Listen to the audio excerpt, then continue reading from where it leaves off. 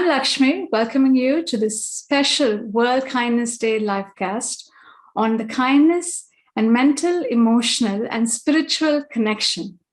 Now, we're all born with kindness, but how many of us make an intentional effort to put others ahead of ourselves? Now, to commemorate this World Kindness Day, we wanted to share inspiring stories through this session and also share some scientific evidence on the goodness of kindness and encourage everyone to be a little bit more kinder. After all, the world could use a little bit more kindness, right? Especially terrible year that we've all had. And to that, we have here none other than the kindness doctor, Dr. James Doty. Now, he is a founder and director of the Center for Compassion and Altruism Research and Education at Stanford University, of which His Holiness, the Dalai Lama, is a founding benefactor. He works with a variety of scientists from a number of disciplines examining the neural basis for compassion and altruism. Dr. Doty is an inventor, entrepreneur, and philanthropist. Now, Dr. Doty is the author of the New York Times bestseller, Into the Magic Shop, a neurosurgeon's quest to discover the mysteries of the brain and the secrets of the heart. That has now been translated into 40 languages. Dr. Doty's work has been cited in numerous media, including the Wall Street Journal, the New York Times, the Washington Post, NBC, ABC, and many others. Now, ever since I've read his book, I've been planning for this webinar for almost 2 years now. And finally, I'm delighted and privileged to be able to have this conversation with you on this beautiful Kindness Day, Dr. Doty. So really a hearty welcome to you today. How are you? I'm wonderful. Thank you for having me. It's great to be with you and also to be with you on the World Kindness Day. Thank you. It's a pleasure. And so there's so many questions in my mind. But first, I'm going to start off with your journey. Just rewinding your life to the point when, you were 12 years old, poor, with an alcoholic father and a mother chronically paralyzed by a stroke. Really, life must have been at a dead end for you. Now, from there to becoming a neurosurgeon. So what was that which, influenced you? Now, I'd like to hear it from you. Sure. Well, and I'm not indicating that my life was the worst possible life, but certainly with an alcoholic father, a mother who had had a stroke, was partially paralyzed, chronically depressed, attempted suicide multiple times. We were on public assistance my entire life, and we were evicted from various homes. But when a child grows up in that type of an environment, of course, they have a variety of emotions. One is a feeling that you're not worthy, you're filled with shame, that somehow this is your fault. The other aspect is that you have anger, you have a sense of hopelessness and despair, you don't see yourself having a future. And as a result, this leads, of course, to unhappiness. What happened when I was 12 actually was that I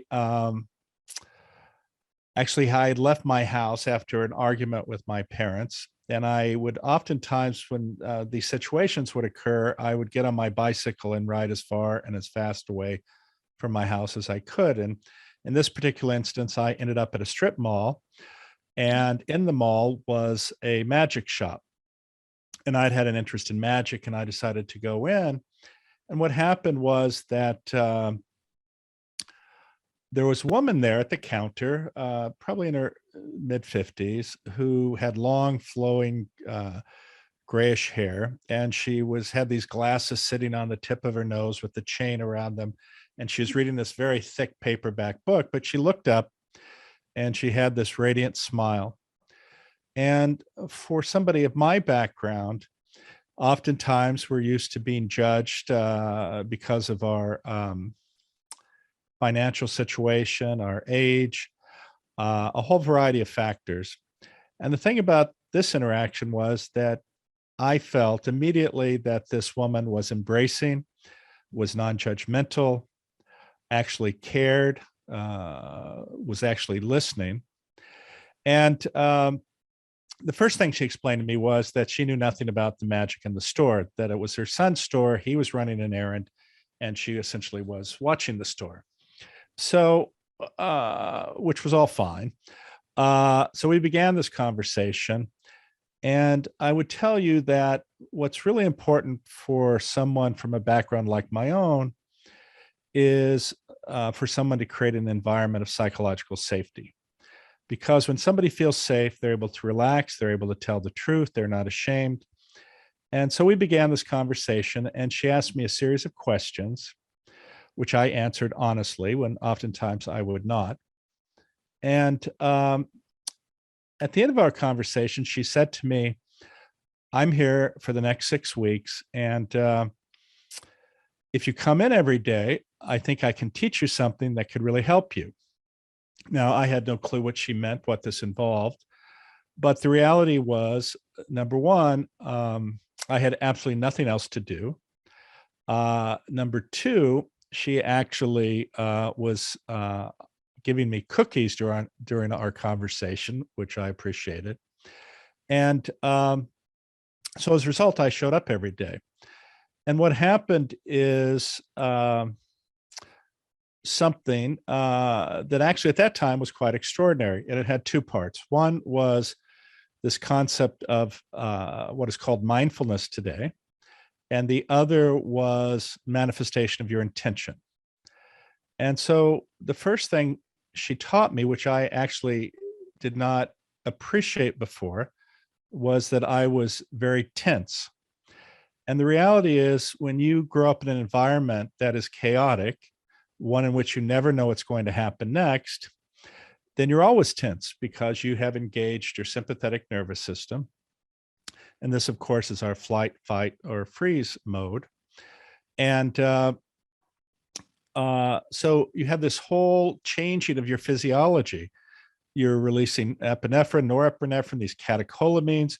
You're releasing an increase in cortisol and other stress hormones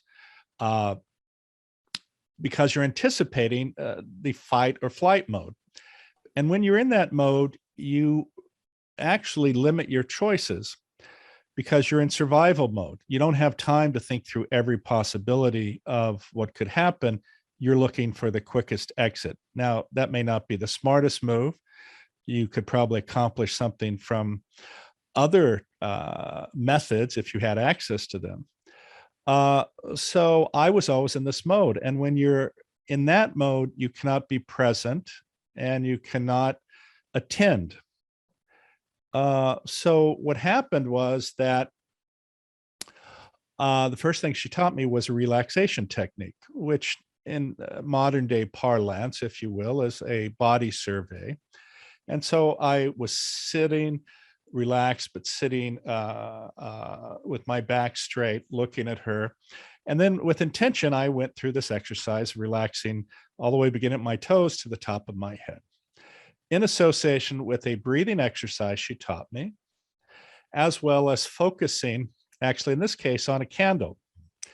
Now, to be bluntly honest with you, as a kid that age with no experience doing this, I initially thought this was a waste of my time.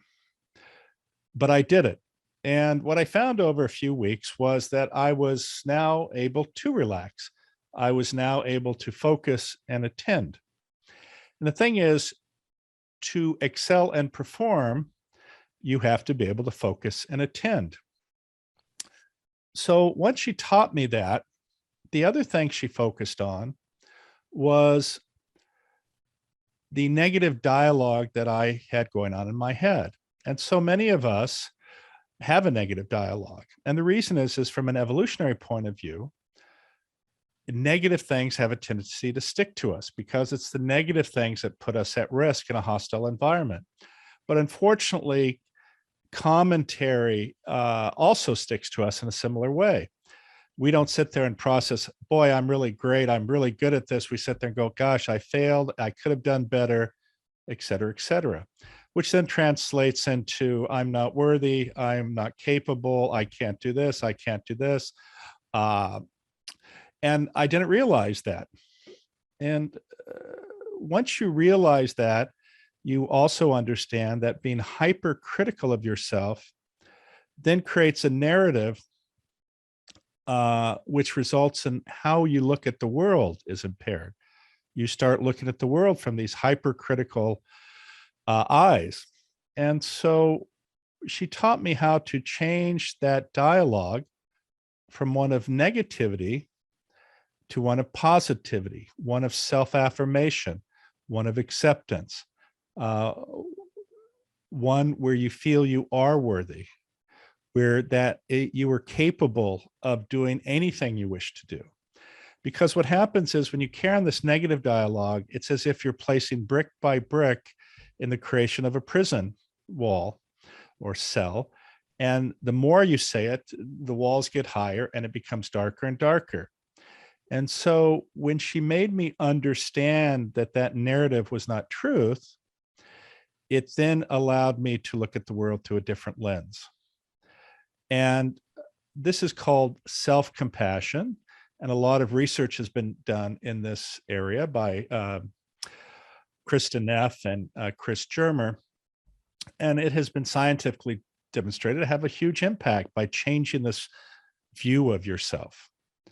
And once I was able to do that, then I recognized that I was not the only person suffering, that in some ways everyone is suffering, and that by focusing only on myself, in some ways it was not helpful and it was self-serving. Once I realized that others were suffering and can see the world through that lens, and after understanding the nature of self-compassion, it then allowed me to be compassionate to everyone, which of course translates on some level into kindness. As you probably know, kindness is simply doing an act for another human being that affects them hopefully in a positive way. It doesn't have any connection necessarily to suffering whatsoever. Compassion is defined as recognizing the suffering of another with the motivational desire to alleviate that suffering. So that really changed my entire perspective.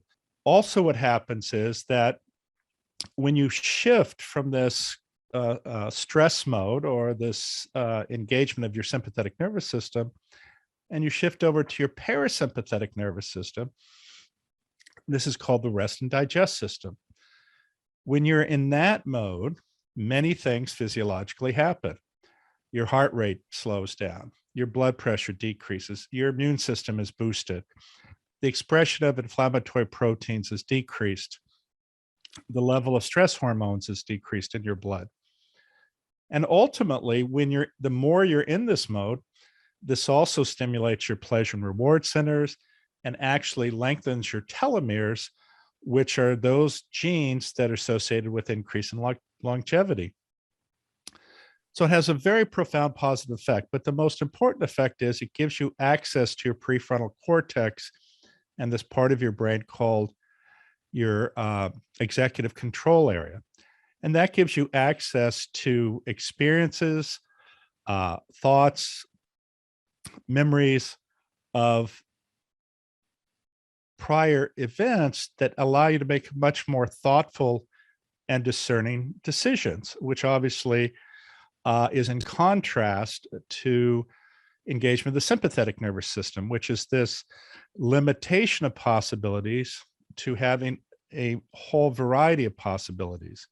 And when you're able to do that, you're able to make much more thoughtful, discerning decisions, which typically are much more positive. So that is what happened in that experience in the magic shop. But the other thing that happened too was she also made me recognize that it was within my power, that I had agency to manifest what I wanted. And what I mean by that is that, and I'm sure you're familiar, athletes oftentimes are taught to visualize the performance that they want to have. They go through in their memory or in their mind exactly what's going to happen from the start of the race to the end of the race, every movement, et cetera, et cetera. And it turns out that that technique, which was really, I think, begun in the 80s or maybe 90s, actually is very apropos to manifesting anything you want. And so she taught me a technique whereby I made a list of those things that were most important for me to accomplish, at least in my 12-year-old mind, and then had me write them down over and over again, had me read the list to myself, read it aloud, and then sit with each goal and visualize myself having it manifest. And that proved to be a very, very profound technique. It actually allowed me to achieve everything on my list. Now, again, in a 12-year-old mind, I had this confusion about what I thought I wanted. I wanted to live in a mansion. I wanted to drive a Porsche. I wanted to have a Rolex watch, which is very immature and certainly not unusual, though, in a child's mind of thinking what is important. But ultimately, I realized through experience that that puts you on the path to believing that acquiring things or certain achievements is going to make you happy. And clearly, as we all know, both perhaps from our own experience and the experience of others, that does not make you happy. But that did allow me to, the technique she taught me, believe that I could go to college, to medical school, become a neurosurgeon ultimately, become an entrepreneur. So that had a very positive benefit.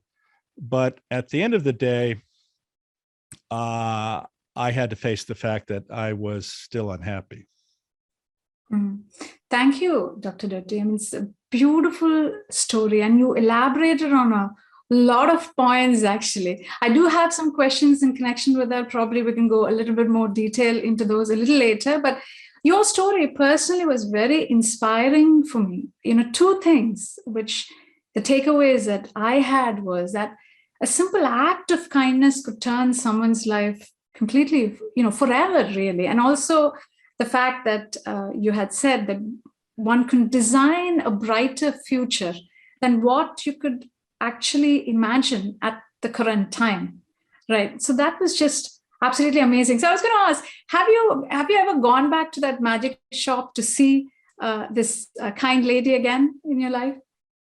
Well, you have to remember, I was 12 and she was probably 55. So she passed long ago. But a couple of things. About 9 months after I had this experience, actually, I decided to go back and thank her because my life had changed. And Beautiful. I rode my bicycle out to the strip mall, and dusk was about to happen. And this was in the high desert. So, the sky was sort of a dark blue with clouds. The wind was blowing.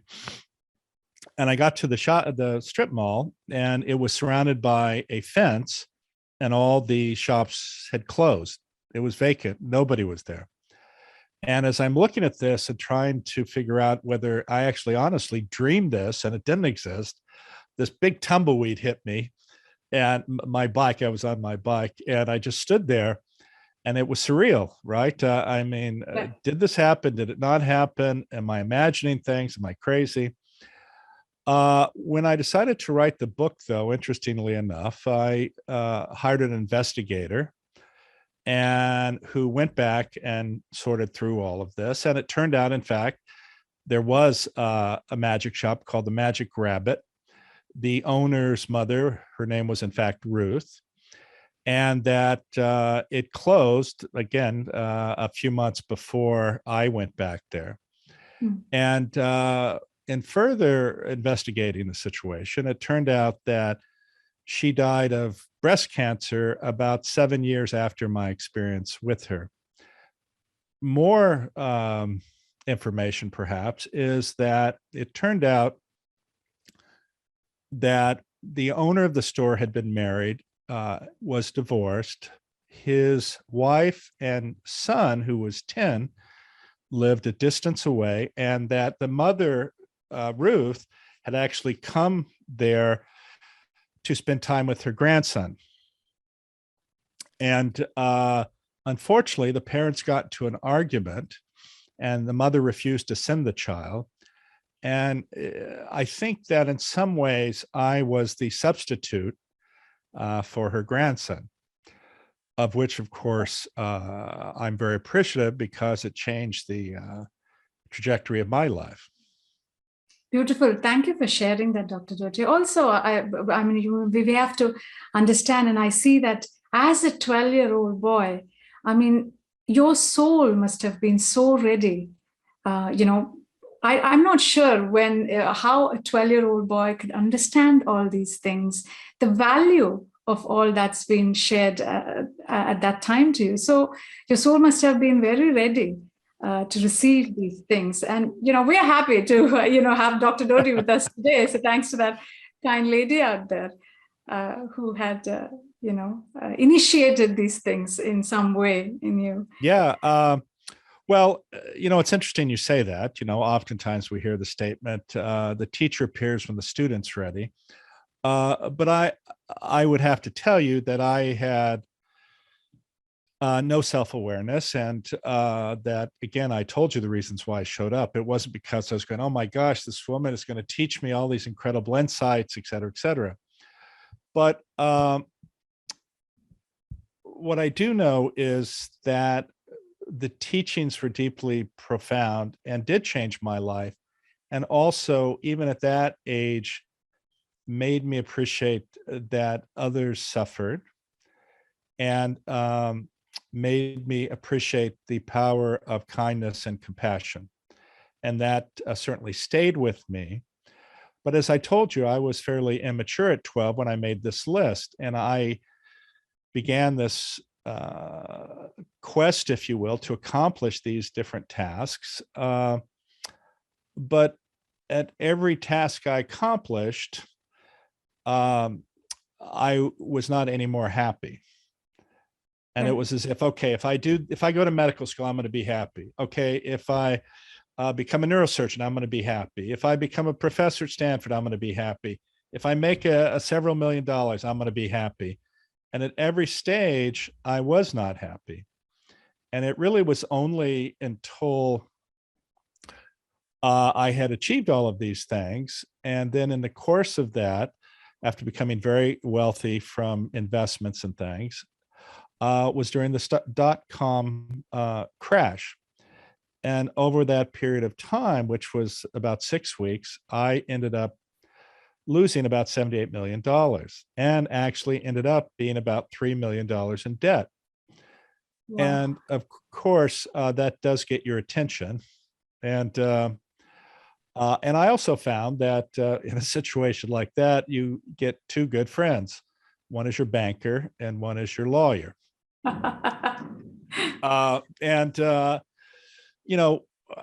This whole thing put me through a period of deep reflection, which actually took me back to what Ruth had taught me. And I was able to separate out the technique that she taught me to manifest from my immaturity as a 12-year-old as to what I wanted to achieve. And then I realized that, while I was never a bad person in any way, I was always outwardly focused to accomplish something to fill the void that I had, or the shame or sense of inferiority that I had. And once I reflected on that, I decided to reorient my life from not necessarily from bad to good, but from outwardly trying to achieve to assuage my own shame or insecurities, but to be self-focused in the sense that I was focused on being of service to others. And when you're able to do that, that in fact really changes everything. So what ultimately happened, while I was $3 million in the hole, had to sell my penthouse in San Francisco, my Ferraris, my Porsches, all the things that I thought were important. I also got divorced in the process of going up the ladder, if you will. I decided to change my perspective. And during this time, in the conversations with my attorneys, trying to figure out what I was going to do, I had ended up making a significant donation of stock from a company that I had run to charity. And in these meetings with the attorneys, it turned out that they had actually not processed the request that I had made. And in fact, I could take all of that stock back. And which, of course, if you're $3 million in the hole, is very appealing. But I did not do that. What I decided to do was to go ahead and still give it to charity. And that amount of money when the company went public was $30 million. So I set up health clinics around the world, funded blood banks, programs for the disabled, programs for children and adolescents with AIDS, HIV, endowed scholarships at multiple universities, funded research at universities. And by doing that, I realized how being of service positively affects you. And looking through the lens of that, if you will, being compassionate, being kind, that changed my entire life. It allowed me to create the center at Stanford, of which the Dalai Lama became the founding benefactor. It allowed me to do research validating the value proposition of kindness, compassion, empathy, and altruism. It actually ultimately stimulated me to write this book. And that book, of course, as you mentioned, is all around the world. It's been a bestseller in multiple countries, and frankly, has profoundly affected so many people's lives in a positive way, because it made them appreciate, one, what's truly important and not what you think is important, and two, how being kind and compassionate actually changes your life. Because there's this mythology of something called the realm of the hungry ghost. And it's this narrative that says that you have this insatiable appetite. And what happens is many people feel that accomplishment, making money, showing off, having things is going to feed that hunger. And they keep trying to stuff this down their throat. And essentially, it's empty calories. And only when you're of service to others is your appetite satiated. And that was a very, very profound lesson. And it has actually been demonstrated to me, the power of it personally, but also on some level, a great sadness about how so many people in society are very self-absorbed and feel that chasing after wealth is what gives them happiness and fulfillment. And sadly, so often, especially among poor people or even middle-class people, they believe that having wealth is going to solve all their problems. If I just have this, my family will love me. If I just have this, I'll have a girlfriend. If I just do this, life is going to be better for me. And the problem is those external accomplishments are completely meaningless if your motivation is to impress others. And so that entire perspective change, at least for me, was extraordinarily powerful. And frankly, for many of the people I've interacted with through my book, have actually learned to understand that while there's nothing wrong with making yourself comfortable, living well, taking care of your family, if your sole motivation is money or conspicuous consumption, you're going to be very unhappy. Versus if you focus your life on being of service, for caring for others, frankly, going out of your way to help others, not only is that more internally fulfilling, but what happens is you realize then that all these other things you thought you wanted actually oftentimes are a consequence of you actually being kind and generous. It's definitely an extraordinarily profound sharing and your personal experience that you shared with us today, Dr. Doty. I see your point, and certainly success and money cannot buy love and happiness. It's thank you again for that. Now, the next question was, through CCARE, you must have overseen a number of researchers, development of a variety, and you had developed a variety of apps and programs to address issues of stress and anxiety and burnout through a lens of kindness and compassion.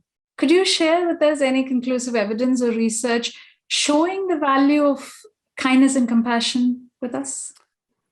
Sure. There are a variety of studies that I have done and other people have done that demonstrate a couple things. One is that through a mindfulness or meditation practice, you can decrease your own stress and anxiety. Again, not from striving to get things or this issue of attachment and craving, but one, acceptance of reality, and two, by, again, as I mentioned, being of service, because it changes your physiology in a very positive way. So as an example, we've created a compassion cultivation training program, of which multiple studies have been done, which validate this practice, actually, which is a form of a mindfulness practice that has been combined with a technique for self-compassion and compassion for others. And so it's very, very powerful in allowing you to accept positive affirmations from others, because oftentimes when you're hypercritical of yourself and somebody compliments you, you can't even take the compliment. It allows you to understand your self-worth and accept your self-worth without denigrating that fact. It also creates a sense of calmness through acceptance and removal of your attachment or craving, which of course, then you're relaxed, you're not anxious about things. And what we do know is that when you are able to connect with another versus not being present and thinking about what could have been, might have been, or should have been, or focusing on a future which hasn't occurred, that allows you to be present and actually listen and connect. And of course, one of the most powerful agents, if you will, to improve your health and longevity is social connection and deep, strong relationships.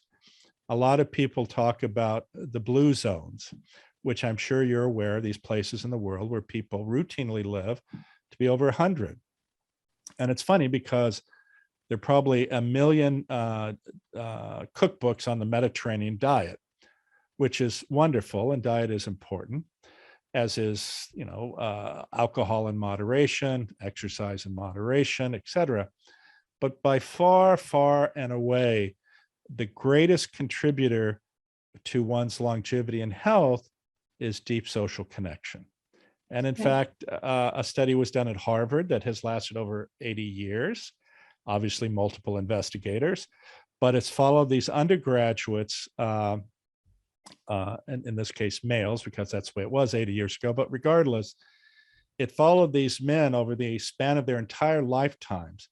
And again, it showed that the healthiest, the most long living were those individuals who had social connection and deep relationships, because that is what supports you. This feeling that you're accepted no matter what. That, look, all of us make mistakes, all of us have failures, but what's important is that someone loves you, cares about you, and accepts you. And that is the primary determinant of a healthy, long life. Brilliant. Now, how do you make this kindness a habit, as a matter of routine to oneself, to others, to nature? Any suggestions for some lifestyle techniques that would help us become kinder, more altruistic people? Well, it's interesting because what happens to a lot of people is that they get distracted in their own life. and they get distracted by focusing on their self and what they want to accomplish. And of course, this leads to all the negative aspects. So what I would suggest is that you begin every day with this motivation. And my own practice is that I wake up and I sit on the side of my bed. I go through a breathing practice, because that shifts me again over to engagement of the parasympathetic nervous system. Then I think of the joy and awe of being in this world, but without attachment to anything related to that. I always tell people I'm happy simply by waking up in the morning. And therefore, you don't need anything beyond that. And then what I go through is what I mentioned in my book is this alphabet of the heart. Okay. And so I sit on the side of the bed and I start with C. It's 10 letters, C through L. And I sit there with my eyes closed, breathing. And I think about compassion for self and others, recognizing the dignity of every person, this idea of equanimity or evenness of temperament, not getting distracted through either the stresses of things not going as you wanted or chasing accomplishments which don't bring happiness oftentimes. And then practicing forgiveness, because, when you carry this anger and hostility, all it does is affect your own physiology in a negative way and distracts you from being present. Some people say it's like drinking poison and somehow expecting it to affect the other person. And it's not to say you forget about this injustice, if you will, but you're not attached to it anymore. You don't carry the anger about it. Of course, the other, which has been very much demonstrated to be very powerful, is this concept of having gratitude. So many accomplished people, or even others who are just having challenges, so often we look up at what others have and not be appreciative of what we have. And again, in some ways, this is a form of craving. You want what they have, again, under the false notion that you believe that if you have that, all your problems will be solved. It's interesting. There are innumerable examples, as an example of people winning the lottery.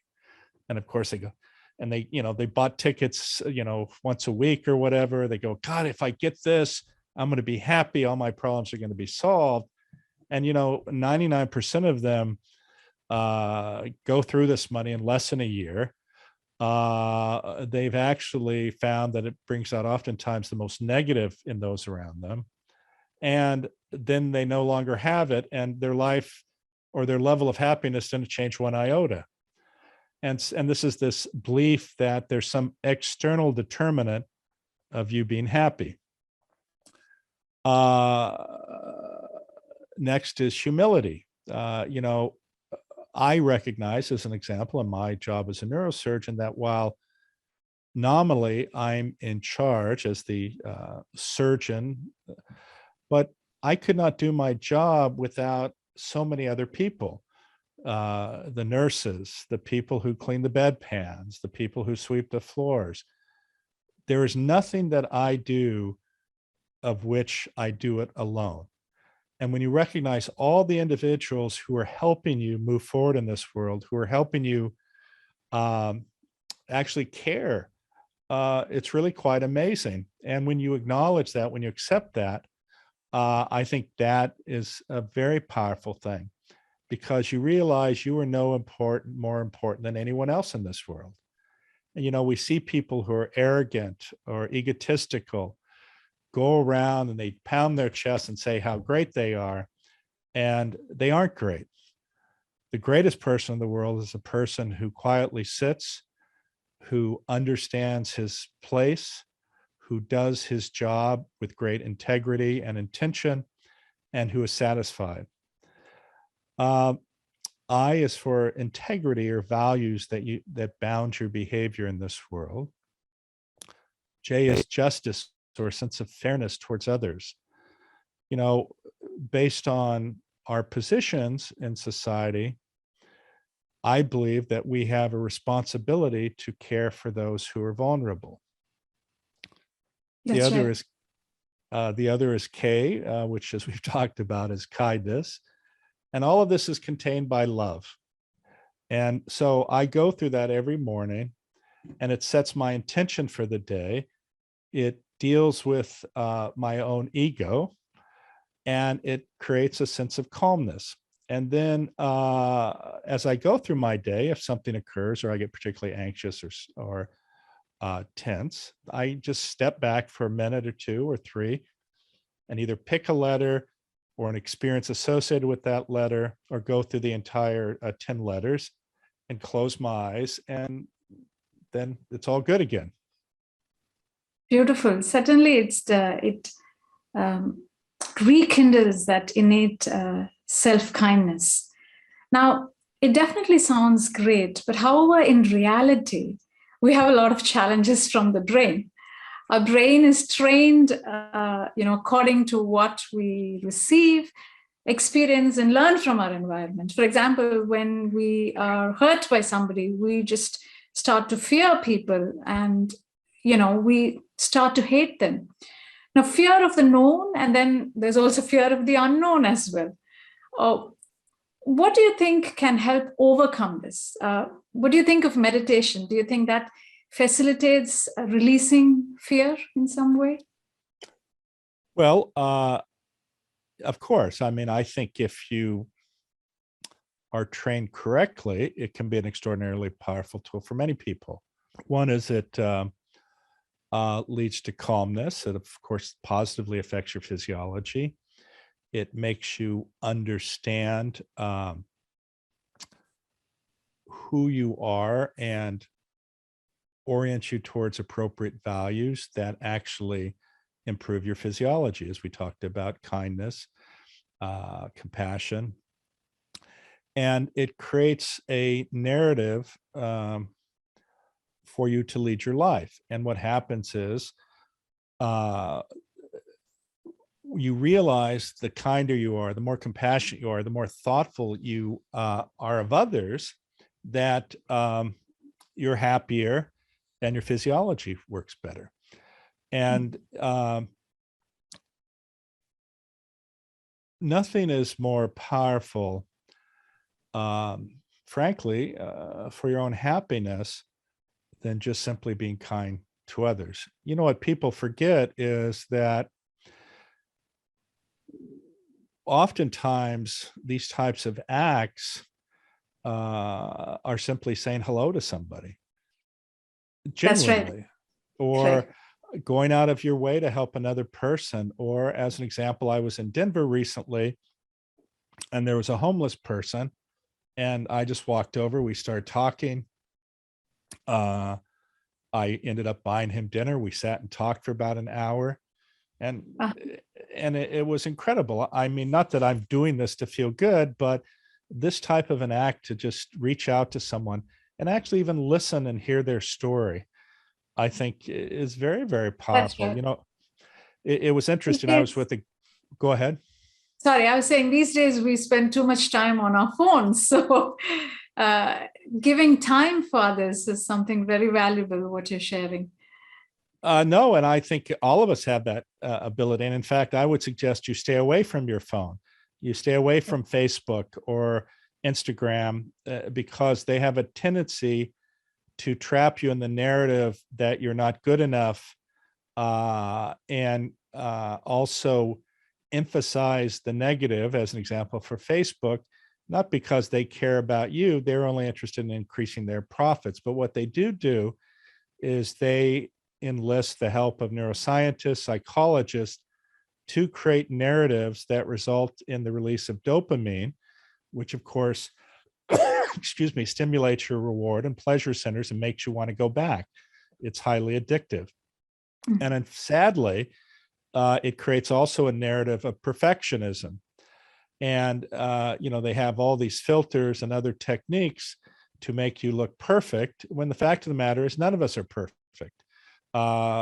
we're frail, fragile human beings. We all don't have the perfect bodies or the perfect teeth or blue eyes or whatever it is you're creating that you think makes you better than somebody. And it's hilarious and sad when you see sort of these people unmasked, right? And I'm sure you've seen those photographs where you see this photograph of this absolutely beautiful woman or man, and they look like perfect, their body's perfect, no blemishes, perfect everything. And then it shows them without any makeup on, no filters. And frankly, they just look like you or I, right? That's and and that's who we are. We don't have to be perfect in any way. In fact, I'm sure you've met people who, frankly, not that they don't care about how they look, they just recognize it doesn't matter. I have a 17-year-old son, and children, of course, go through these things where, they want to look particularly good. And, he and I'll go out and I'll be wearing sweats and a t-shirt and flip-flops or something. He'll go, "Dad, you're not dressed this way. We're going here." And I go, "It's irrelevant how I'm dressed." And the fact of the matter is, if somebody shows up dressed like that and you're confident, nothing matters, That's and right. The authenticity. these are the people you want to be around, not these people who have to go into the store with a perfect suit and a tie and skinny and because again, frankly, you can usually see through that, and you can see that they're striving to be something, not being who they are. That's right. Do you think, Dr. Doty, that it is somewhat connected with fear of the society may not accept us, or the friends or a social circle will not accept us if we don't look or act a certain way, right? So being self-compassionate towards oneself, do you think that will help us be more authentic and more genuine? Well, of course, because, this is the biggest fear of people, is this fear of being judged by others. And as a result, for many people, it causes a great deal of suffering. And sadly, of course, there are trolls or bullies in the world who, because of their own fears and anxieties or sense of failure, that they want to pull everyone else down. But oftentimes that can only occur if you let them. Now, I'm not talking about violence or things like this, but I'm talking about people who make comments or try to turn people against other people. These are little people who are insecure and, frankly, who have been hurt themselves. And if you look at it that way, it sort of changes your own perception, and actually, and hopefully, will allow you to be compassionate to them.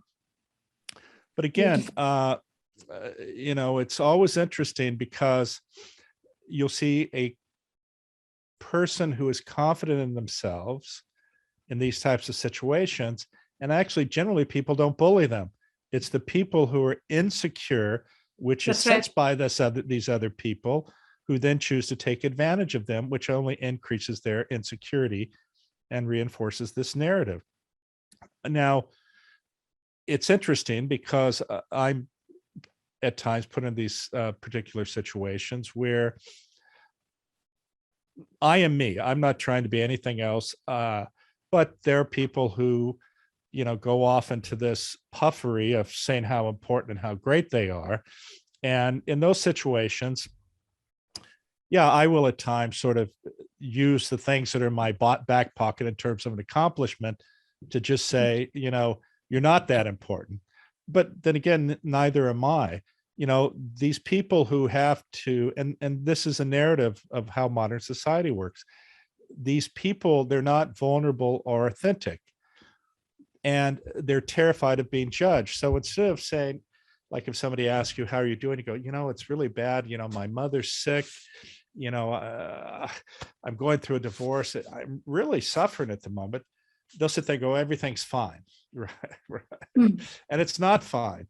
And being vulnerable and sort of sharing that, my own experience has been, generally speaking, people embrace you and want to help, versus sitting there saying, well, I'm a doctor and I've done this and I wrote this book and I ran this company and I'm really important. That is completely meaningless. The most important thing is vulnerability and authenticity. It's funny, I often give lectures, and frankly, I tell stories about myself or other stories where my voice will crack or I'll shed a tear. Mm-hmm. And what does that do? It allows everyone in the audience who've been holding this in to be vulnerable. And almost always they start crying with me. Right? That's right. But it's funny, I was giving one lecture, and a woman came up to me afterwards and she said, gosh, I saw you up on the stage and I felt so sorry for you. You must have been so embarrassed. Your voice broke, a tear was coming out, all these people looking at you and judging you. Gosh, that must have been so horrible. And I'm like really looking at this lady incredulously. And she goes on and says, I'm a psychiatrist and a hypnotherapist.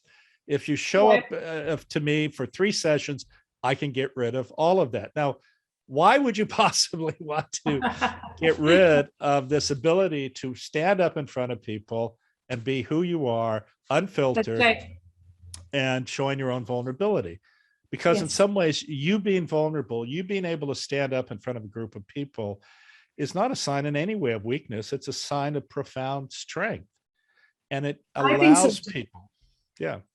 Yes, I think so too. What you're sharing is absolutely very close to my heart too. I think people who are very grounded and rooted and believe in their core values, really people like you who are more authentic and genuine and share their vulnerability. And that's where I think from there comes true humanness and connection with others. So it's beautiful, actually. And finally, Dr. Doty, I know we always run short of time, and I'd love to have an endless conversation with you. But this is something that I really wanted to ask you. You're a successful doctor in life, economically, socially, professionally also. Now, if you could choose at this point of time to be either kind or being successful, which would you choose, and why? Well, first of all, to me, being kind and compassionate is successful. The success you're talking about, I'm assuming, relates to external appearances of success, living in a big house, driving a nice car, etc. I'm not interested in that, in the sense that I neither define my life by that or am motivated to make that the most important thing at the top of my list. My repeated experience is that if I remain authentic, remain vulnerable, remain kind, remain compassionate, I will get everything I need, which would define a full life. I always tell people at the end of my days, I will know that I have been successful when my children think of kindness, compassion, love, they think of me. Beautiful. Absolutely wonderful. And I think that's a great message you share for our audience today. And for those of you listening in, I'd like to, pose the same question to you all. If you were to choose between kindness and success, what would you choose and why? And we'd love to have some interactions from you all. So please feel free to think about it and type your answers in the chat box. And Dr. Doty, it was really a great, heartfelt conversation with you. And I'd like to use this time to share this technique of heartfulness. We talked about fear and, how to overcome it. So I just want to give our audience an experiential session on this heartfulness technique, which is called cleaning or rejuvenation. So rather than, putting it in words, I'd love you to all of you all to experience this at this moment. So please join us. It'll take about 5 minutes or so. So sit comfortably and close your eyes.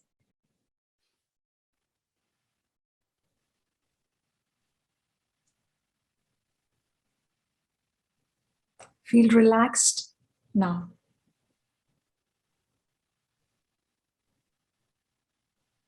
You are mentally cleaning complexities and impurities from your system.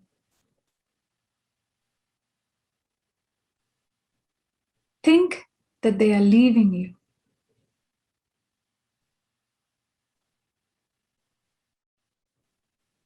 Settle down with the thought that all complexities and impurities are going away.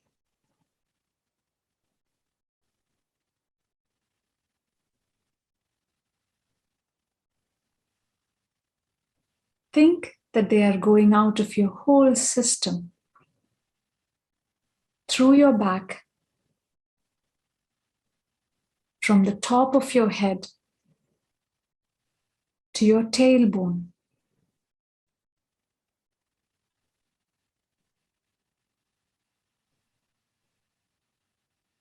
Mentally suggest that the impurities and complexities are going out of your system from your back in the form of smoke or vapor.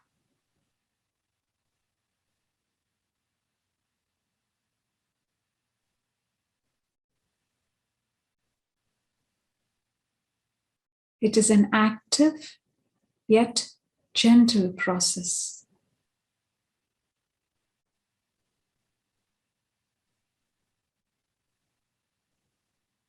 Do not dwell on the specifics, specific events or things you want to get rid of.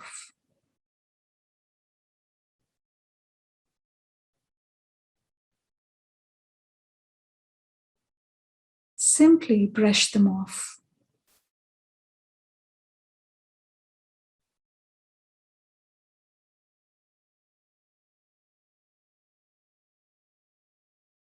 Gently accelerate the cleaning with confidence and faith, and apply your will as needed.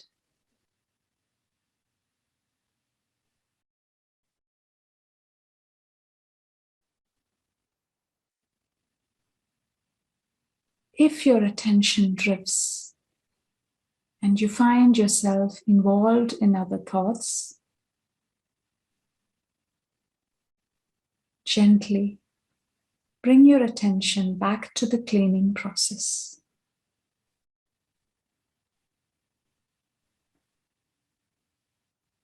Apply your will as needed.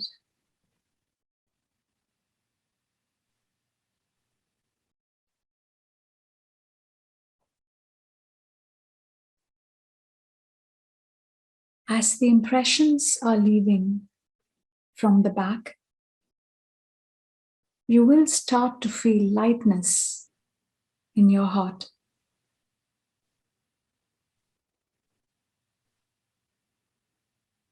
Let's do this for a couple more minutes.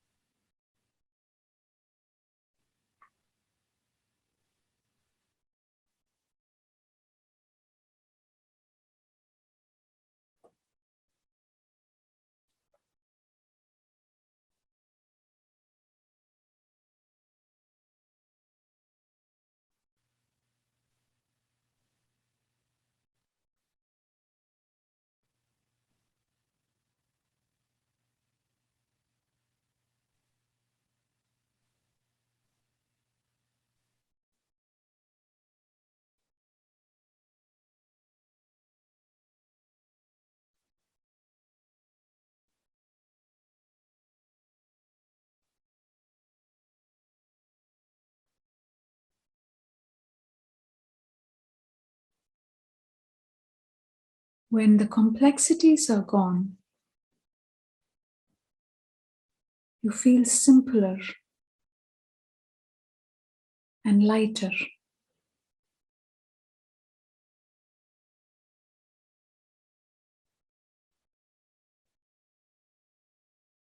When the impurities have gone, you feel purer.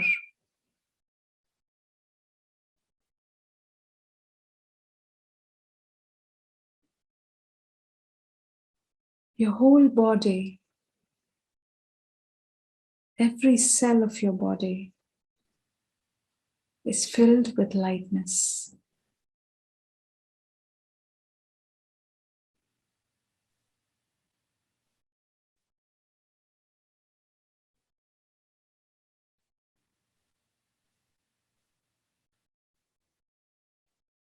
Your heart is filled with lightness.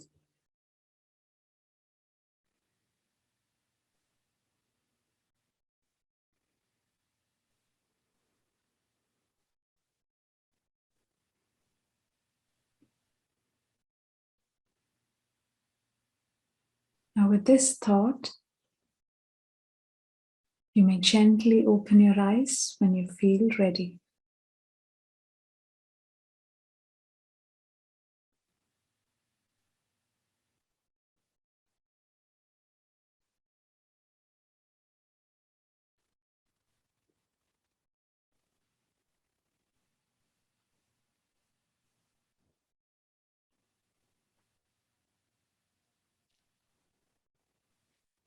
So thank you all. It's very important to be positive. And we know that we cannot be positive with a fearful mindset. And with conviction, I can say that this practice is a great tool for that. There's variations of this to detox fear, breathing exercises, as Dr. Doty had shared earlier on. Ways to seed positive thoughts and some techniques to build courage and confidence. And some of it Dr. Doty had shared earlier on with us as well. So really, it's a holistic process. And by making it a part of our daily life, it will help us to let go of the habitual patterns and fear within us. So to know more about heartfulness cleaning or rejuvenation process, you may kindly reach out to us at pearl@heartfulness.org. Now, I'm kind of sad to say that this session is coming to an end, but really I feel fulfilling in a way too, Dr. Doty, because through this session, I'm sure that we have spread positivity, through your stories, inspiring stories, heartfelt sharing. We've made an impact, uplifted someone's heart out there. So any closing thoughts, Dr. Doty, from you? Well, of course, one is be kind to yourself, because that allows you, of course, to be kind and compassionate to others. And don't ever forget that each of us has the ability to improve the life of at least one other person every day. And sometimes that's just with a smile. Beautiful. In a world where you can be anything, be kind, isn't it? It's exactly beautiful what you're saying. And some of my takeaways were, some things really can't be bought, like love and happiness and kindness. We may have everything in life. We talked about, really meaning, money, fame, success, and not love and happiness. So let's be wise, choose kindness, and we will surely find love and happiness like Dr. Doty did. And I'm very thankful to you for all the heartfelt sharings, the conversations we had. And I hope after watching this session, we all as audience will also pledge to pass the compassion on. A little bit really goes a long way. So we look forward to seeing you all in our next session. Until then, take care. Bye for now. Thank you all. See you.